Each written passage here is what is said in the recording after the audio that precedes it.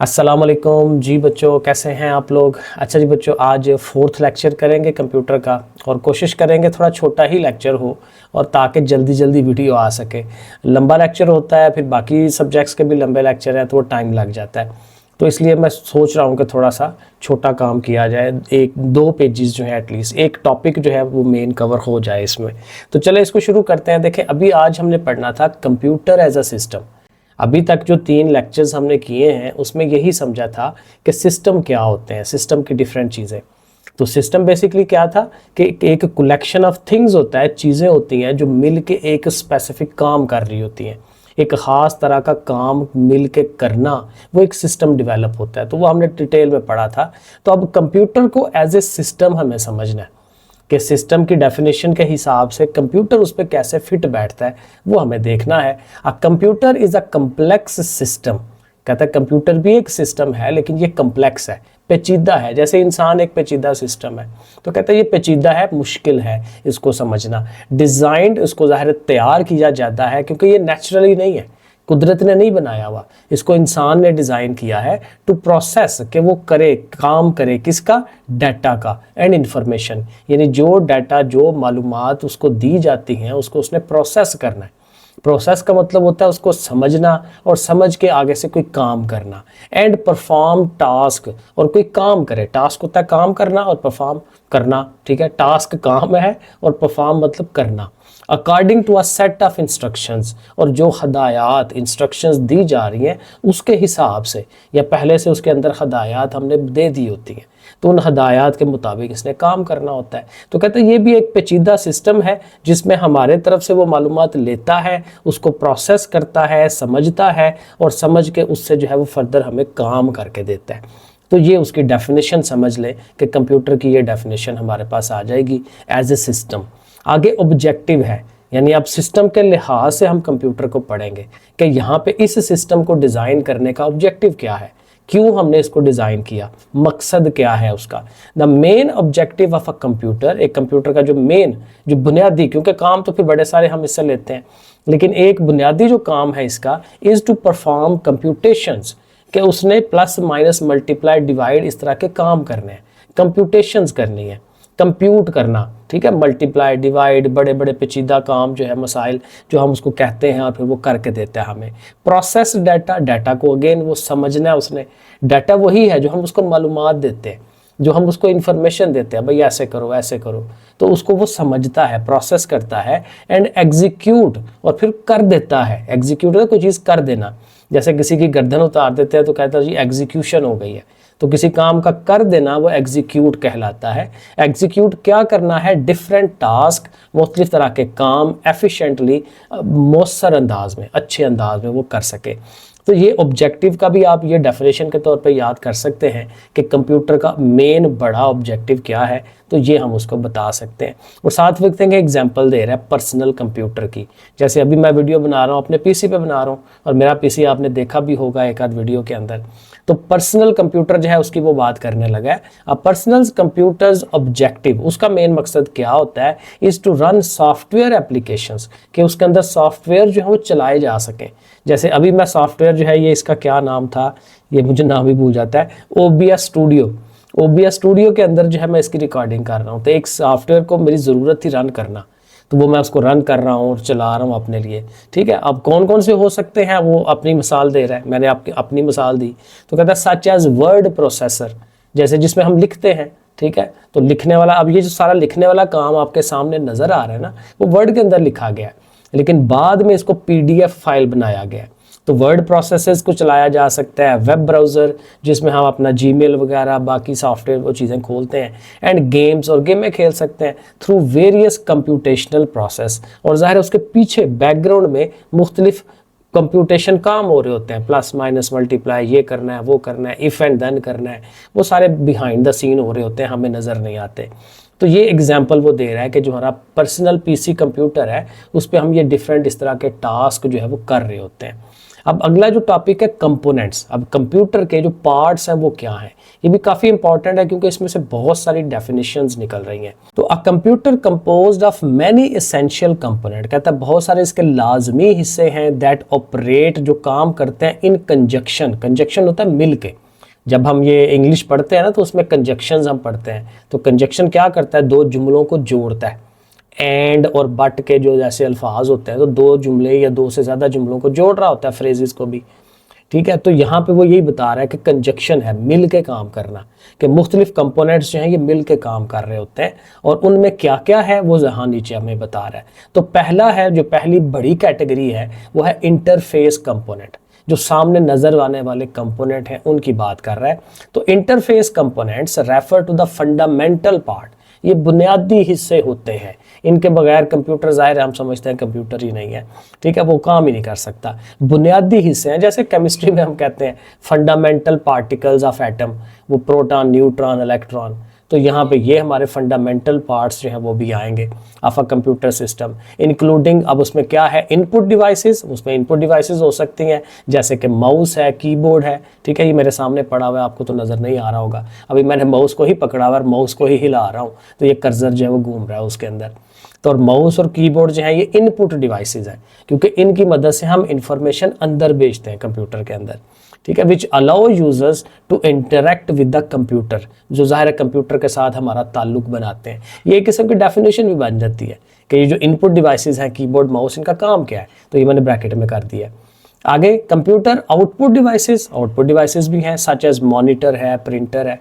Output ज़ाहिर है वही होता है जो बाहर हमें दिखा रहा है, वो चीज़ कंप्यूटर से बाहर निकल रही है, हमने कोई इन्फॉर्मेशन दी, उसको उसने प्रोसेस किया, प्रोसेस करने के बाद जो हमें रिजल्ट दे रहा है वो आउटपुट होती है, ठीक है। तो आउटपुट वाली डिवाइसेस वो ज़ाहिर है मॉनिटर है, जो हमारे सामने टीवी वो पड़ा हुआ है, ठीक है, वो एलसीडी पड़ी हुई है, तो मेरे सामने भी एलसीडी पड़ी हुई है, ये मेरे हाल में 22 इंच वाली है, सोच रहा हूँ बड़ी वाली लूँ, ये थोड़ी सी ख़राब हो रही है, तो लेकिन महंगी है वो बहुत ज़्यादा, वो 35-40 हज़ार तक भी है, तो इसलिए पैसे जोड़ने पड़ेंगे पहले, ठीक है। तो ये आउटपुट डिवाइसेस हैं, मॉनिटर्स हैं, प्रिंटर्स भी हम लगाते हैं जिसमें से पेजेस निकालते हैं, आपको पता है, ठीक है। Are use to present or generate result, ज़ाहिर है यहाँ तो उन्होंने रिजल्ट हमें प्रेजेंट करना होता है, दिखाना होता है, या रिजल्ट जनरेट करना होता है, जैसे वो प्रिंटर हमें वो बाहर पेज निकाल के देता है from the computers operation, computer ने जो काम किए हुए, ठीक है। तो इंटरफेस जो कंपोनेंट है उसमें दो चीज़ें, इनपुट डिवाइसेस और आउटपुट डिवाइसेस,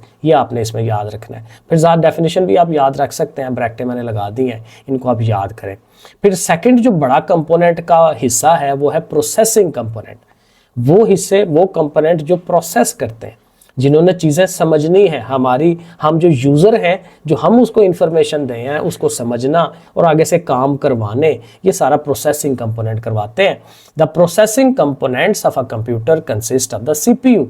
जब भी प्रोसेसिंग की बात आती है सबसे पहला काम सीपीयू, सेंट्रल प्रोसेसिंग यूनिट जिसको हम कहते हैं, पहले भी पढ़ा होगा आपने, which act as the central processing unit, मैंने आपको बता दिया, रिस्पॉन्सिबल, जिसकी जिम्मेदारी है फॉर कंप्यूटेशंस, जो भी उसने काम करने हैं, एंड एग्जीक्यूशन कमांड, यानी कमांड के काम करने और उनको एग्जीक्यूट करना, आगे से चलाना, कि हाँ भाई ये कमांड दी गई है तो उसको अब आगे क्या करना है, वो सीपीयू ने आगे से करना होता है। सीपीयू के साथ ही फिर रैंडम एक्सेस मेमोरी है, रैम, ठीक है ना। रैम आपको पता है रोम होती है और एक रैम होती है।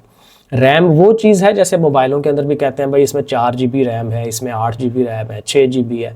तो रैम बेसिकली जो हम प्रेजेंटली काम कर रहे होते हैं वो सारे रैम के ऊपर हो रहे होते हैं, और जो ही आपने उन चीज़ों को बंद करना है या कंप्यूटर को बंद करना है या मोबाइल को ऑफ कर देना है तो रैम के ऊपर से वो सारी चीज़ें डिलीट हो जाती हैं, ख़त्म हो जाती हैं, ठीक है, और नए सिरे से हमें फिर दोबारा उनको लाना पड़ता है, तो ये परमानेंट नहीं होती।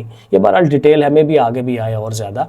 तो रैंडम एक्सेस मेमोरी जो रैम है इज़ अ ट्रांजिएंट स्टोरेज, ये कहते हैं ऐसी स्टोरेज है जिसको हम ख़त्म कर सकते हैं, परमानेंट नहीं है। दैट स्टोर डाटा, जिसमें डाटा रखा जाता है, and instructions for the CPU, CPU के काम करने के लिए हदायत उसमें होती हैं। वेयर एज स्टोरेज, अब ये साथ देखिए, साथ ये रैम की बात करने के बाद ही स्टोरेज डिवाइसेस, हार्ड ड्राइव और एसएसडी की बात कर रहा है। ये रोम हो जाती है एक किस्म की। हार्ड ड्राइव जो है ये परमानेंट है, इसमें जो डाटा आपने स्टोर कर देना है वो पक्का है वहाँ पे, वो हिलेगा नहीं इधर उधर। Is a permanent storage for data and software. ज़ाहिर आम मालूमात डाटा भी हम रखते हैं और सॉफ्टवेयर भी इंस्टॉल करते हैं ना उसके अंदर, ठीक है। मूवीज़ हैं, गाने हैं, कोई फाइल्स हैं, तो वो हमने ऐसे ही रखा हुआ डाटा।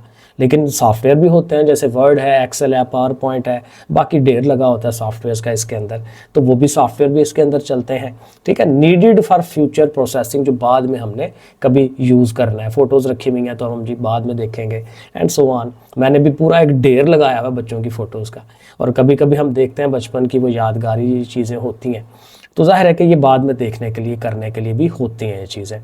तो ये रैंडम एक्सेस मेमोरीज वगैरह यानी मेमोरी की बात हो गई, पहले सीपीयू की बात हो गई, फिर रैंडम एक्सेस मेमोरी यानी मेमोरी की बात हो गई, और उसके बाद ऑपरेटिंग सिस्टम। आपको पता है ऑपरेटिंग सिस्टम के बगैर कंप्यूटर चलता ही नहीं है। जैसे अभी हमारे जो ऑपरेटिंग सिस्टम है पर्सनल कंप्यूटर्स के, वो क्या है, विंडोज़ है। नॉर्मली हम विंडो यूज़ करते हैं, विंडो 10 है, 11 है एंड सो ऑन। तो इनको ऑपरेटिंग सिस्टम कहते हैं, जिनको इंस्टॉल करके फिर कंप्यूटर को चलाया जाता है।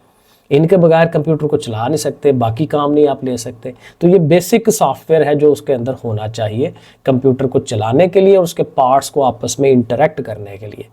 The operating system is responsible for receiving information, ज़ाहिर है वो इंफॉर्मेशन लेता है फ्रॉम इंटरफेस कंपोनेंट्स, वही कीबोर्ड माउस वगैरह से इंफॉर्मेशन लेगा, and determining the appropriate action, और फिर ज़ाहिर साथ उसने फिर बताना है कि उससे क्या काम लिया जाना चाहिए। फिर एप्लीकेशन सॉफ्टवेयर भी है। ये ऑपरेटिंग सॉफ्टवेयर और एप्लीकेशन सॉफ्टवेयर में बुनियादी फ़र्क आपने याद रखना, ये बहुत इंपॉर्टेंट है।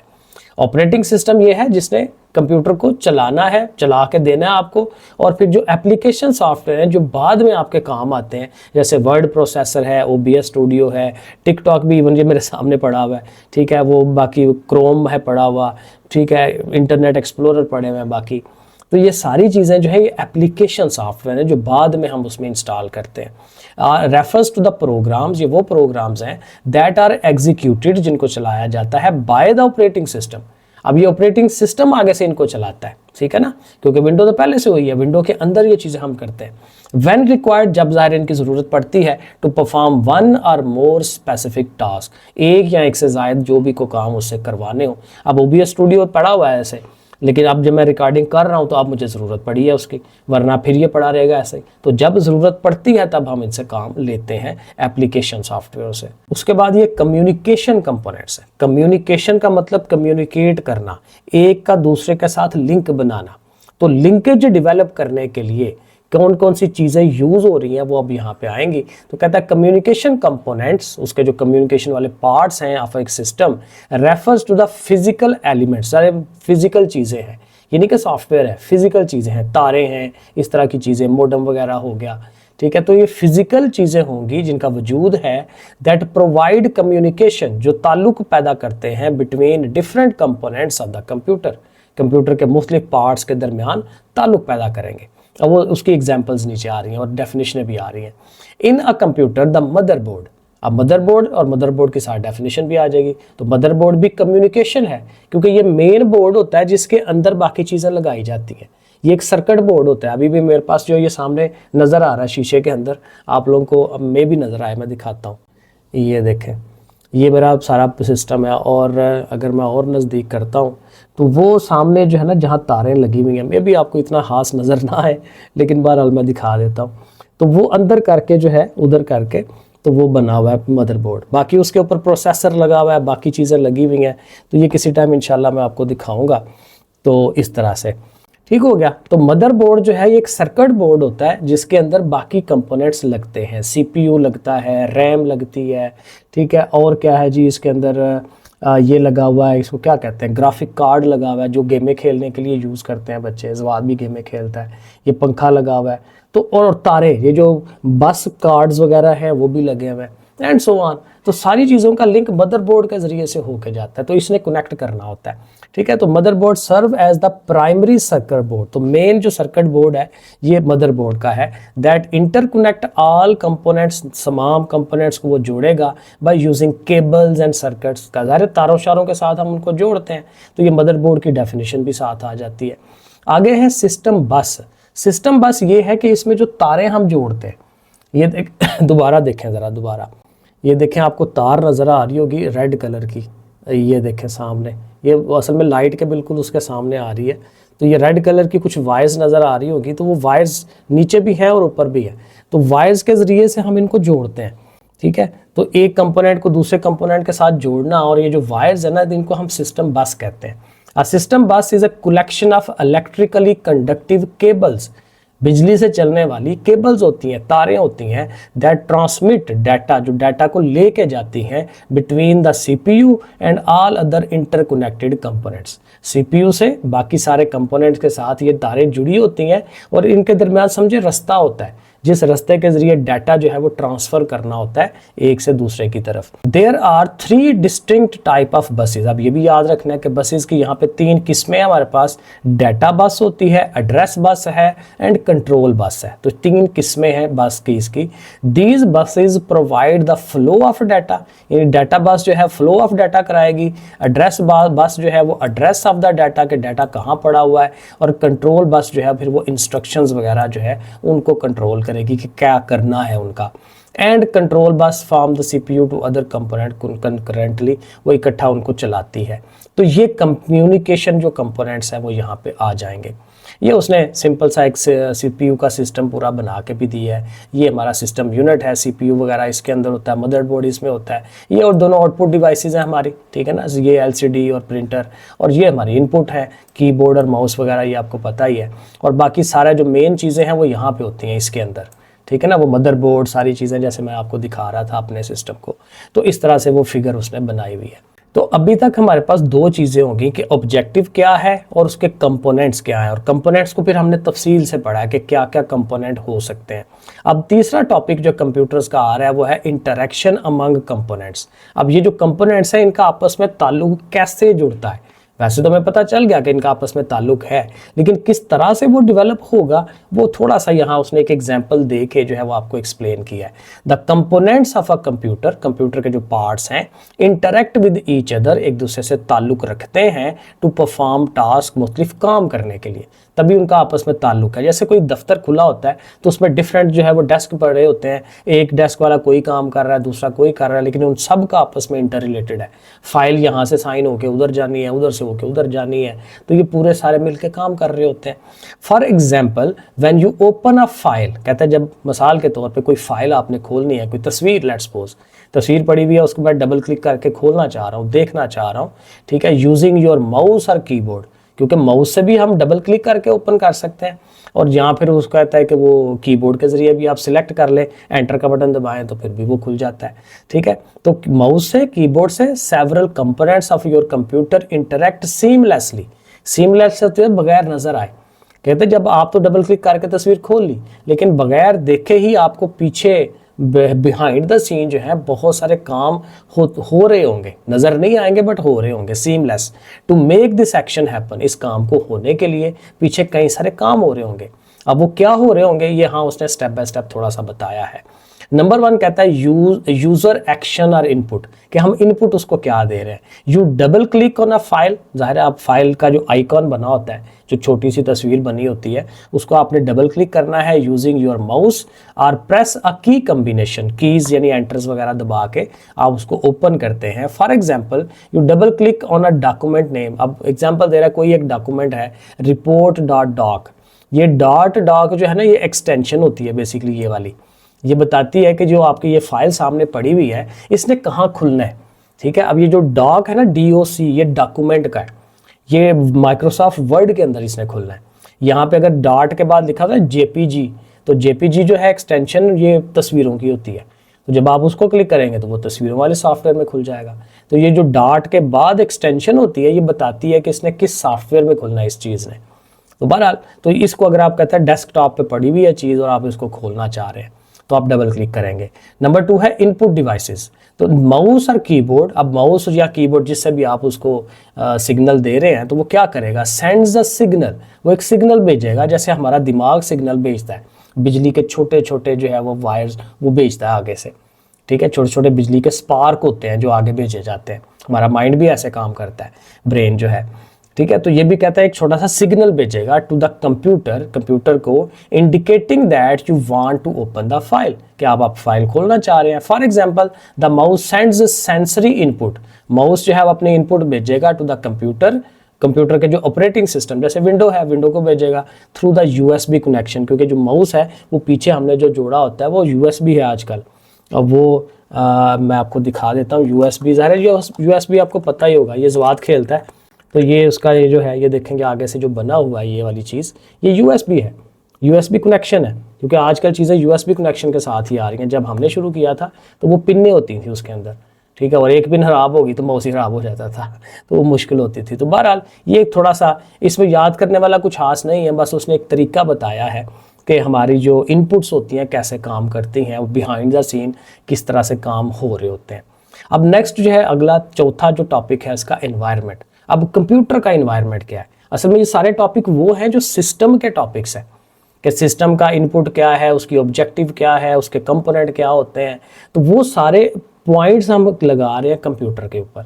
तो अब कंप्यूटर का एनवायरनमेंट क्या है? कंप्यूटर जिन चीज़ों से मिलकर जो है वो चल रहा है और जो उसको साथ दे रही हैं, जो उसको इर्द गिर्द का माहौल है, वो हमने देना है।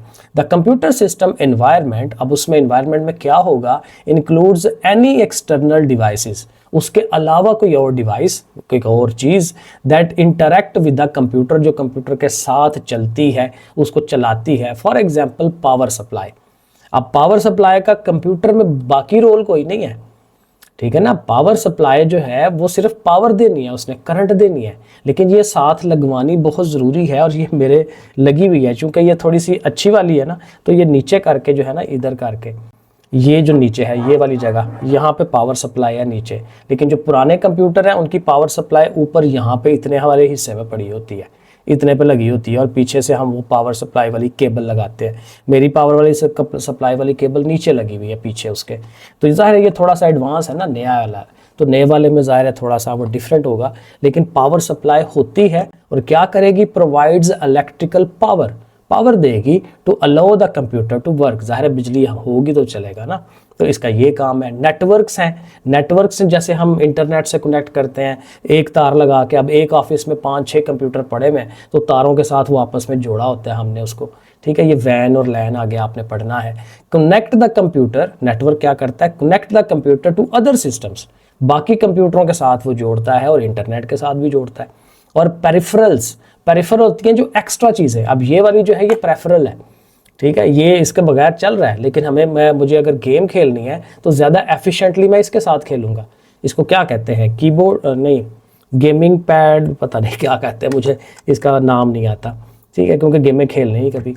तो बहरहाल इससे जॉयस्टिक, शायद जॉयस्टिक है, तो इनसे इंक्लूड प्रिंटर्स जो अलहदा से लगाते हैं, स्कैनर है, स्कैनर स्कैन करके चीज़ें अंदर लेके जाते हैं, एंड एक्सटर्नल डिस्क, वो जो सीडी वगैरह डालते हैं, दैट एक्सपैंड, यूएसबी वगैरह भी इसमें आ जाएगा फिर, that expand the computers capabilities, और इससे क्या होता है, कंप्यूटर के काम करने की सलाहियत और बढ़ जाती है। अब ये लगा लूँगा तो गेम ज़्यादा अच्छी खेल लूँगा ना, ऐसे, तो ये हो जाएगा। और लास्ट पे आज का हमारा जो टॉपिक है, इंटरेक्शन विद द एनवायरनमेंट, तो एनवायरनमेंट के साथ मिल के किस तरह से काम होता है ये करेंगे, क्योंकि जो आगे है ना ये वाला टॉपिक, ये हम फिर नेक्स्ट अगले लेक्चर में कर लेंगे, क्योंकि मैं देख रहा हूँ 24 मिनट्स तो हो गए, तो एक इतना लेक्चर जो है ये इनफ होना चाहिए। तो ये है इंटरेक्शन विद द एनवायरनमेंट, इसको ज़रा पढ़ लेते हैं। A computer interact with its environment, computer अपने एनवायरनमेंट के साथ, ये जो एनवायरनमेंट की चीज़ें बताई, इनके साथ अपना ताल्लुक जोड़ेगा टू परफॉर्म इट्स फंक्शन, अपने काम करने के लिए। For example user input, a user type on the keyboard, keyboard में हम इसको लिखते हैं, and the computer processes the input to display text on the screen, ठीक है, कीबोर्ड पे लिखा और वो टेक्स्ट जो है वो चीज़ वो है सामने हमें नज़र आ जाएगी।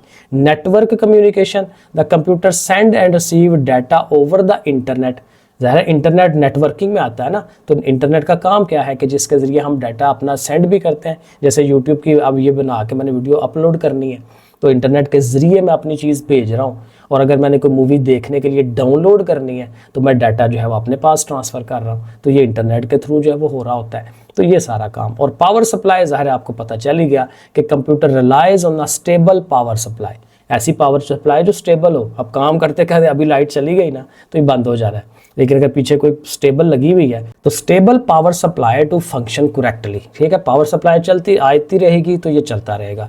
तो ये जाहिर है कि ये इन्हीं तीनों चीज़ों का आपस में इंटरेक्शन के कंप्यूटर के साथ वो कैसे काम करते हैं। तो ये भी आपने याद कर लेना, पावर सप्लाई की डेफिनेशन, नेटवर्क्स क्या है, पेरिफेरल्स क्या हैं, इनको भी आप याद कर लें।